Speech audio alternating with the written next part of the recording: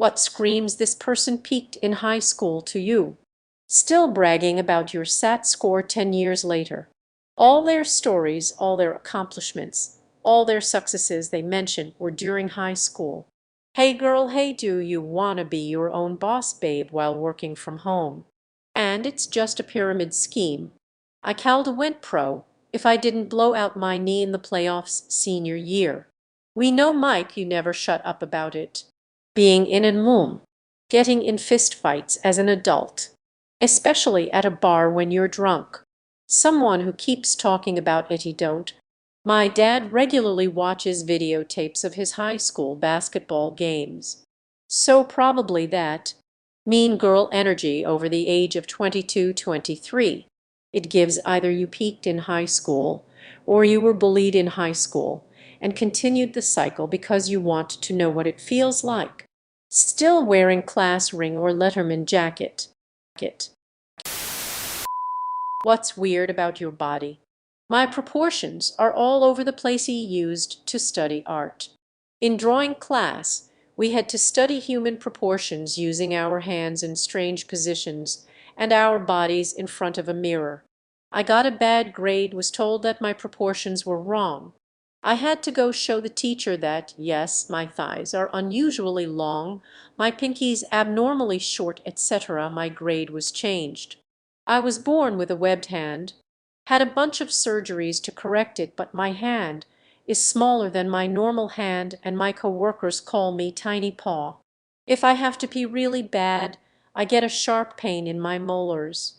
My fingerprints have almost faded away. I'm 56, and I can't use those fingerprint readers for anything.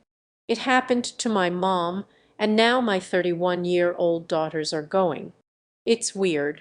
My right ear has a little point at the top. My son's right ear has a notch like it's missing the extra I have. Weird. Would you feel safer in a gun-free state? Why? I live in Iceland. I'm more likely to win the lottery than run into someone with a gun. I feel very safe, depending in what types of wild animals. Gun-free Rhode Island. Yes. Gun-free Alaska. Not so much. Go to Switzerland where there are guns everywhere. Every town has to have a gun range by law. It's all about the culture because it's a very safe country. Here in Ireland, our regular police guard don't even carry guns. There are armed units. Guns exist, hunting is a sport, and farmers might have them for rabbits, etc. I feel extremely safe. I don't ever even think about gun violence here. Depends on what you mean by gun-free. If you mean zero guns in circulation, definitely.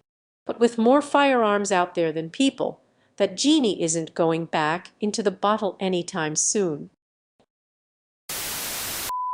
With all this news, how much pedophilia do you think really goes on in the world? Famous people just get more. 1 in 9 girls and 1 in 20 boys are sexually assaulted as minors. Over 90 of those who assault them are family or known acquaintances.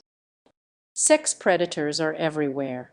Money and/or fame just makes it easier for look up the statistics. A shocking number of women have experience with sexual abuse, much of it happening when they were children. Men too. I'll never forget this documentary on predator catching in the UC. The guy in charge of the online unit said he messaged over 1,000 guys, and when he told them he was a 13-year-old girl, only 2 guys stopped the conversation right there. 2. Fucking 2. I think it's a woey bigger problem than any of us could comprehend. A lot, dude. I work with orphans who are taken away from their parents. Trust me, I wish I had no critical thinking skills. How to move on from ex-wife. I actually used to cry every day after my partner left. Then time went by, and I refocused on my well-being. In December, I learned she had cheated on me the 2 weeks before she left me. That pissed me right off. After what she put me through when she left, I started Wellbutrin in February, and it has really helped as well. Life goes on. Appreciate the solitude in getting to do what you want or find someone new. Finding someone new is hard, so I've chosen solitude. You didn't lose your wife. You lost your problem. Stop living for her. Sounds like she needs some therapy and meds. I was not the same for 2 years. It's been about 4 now, and I feel pretty good. It just takes time, man. Mine also was in a relationship immediately after, so I feel ya. Just try to enjoy your independence while you can. If you could instantly master one skill, speak a foreign language fluently. Learning new skills, infinite skill glitch. Learn every language. This will sound silly, but dancing. I have zero rhythm and been told by multiple people how bad I look when I dance. Learning stand-up comedy, piano, cooking to fulfill my food addiction, programming. I'd learn persuasion. Trading 100 you would be fucking rich. Saying no and not being a people pleaser. I would love to master baiting. Engine and transmission rebuild. How to fight. Basically become invincible, nobody could ever mess with you.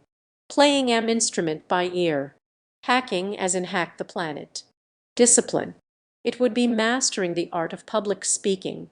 Imagine being able to captivate and inspire audiences with your words, whether it's in a boardroom, on stage, or in everyday conversations. Sex. Having good conversations with anyone. After some years, there will be WhatsApp groups with all members dead. The group will just exist forever. I'm still in a group chat with my granddad who passed away in 2020. It's nice to just look back at the messages sometimes. Facebook, in a way, is the world's largest cemetery. A friend of mine said he read a short story recently about an AI that studies people texting patterns to imitate them. That way you can still talk to them after they die. Like Be Right Back in Black Mirror. In the story, one by one, all of the friends die in a group chat, just leaving the eyes talking to each other. I logged into my Skype after 5 years. Turns out they have a 5-year retention policy, so most of my old chats were deleted. Made me sad I couldn't relive good times. The last one deletes the group. They should update their toast. The ticks stop turning blue when all members start turning blue. Citizens of Baltimore, how has the bridge collapse affected your daily life? Had to go to a funeral this morning. I live just on the west side of the bridge. The funeral home was just on the east side.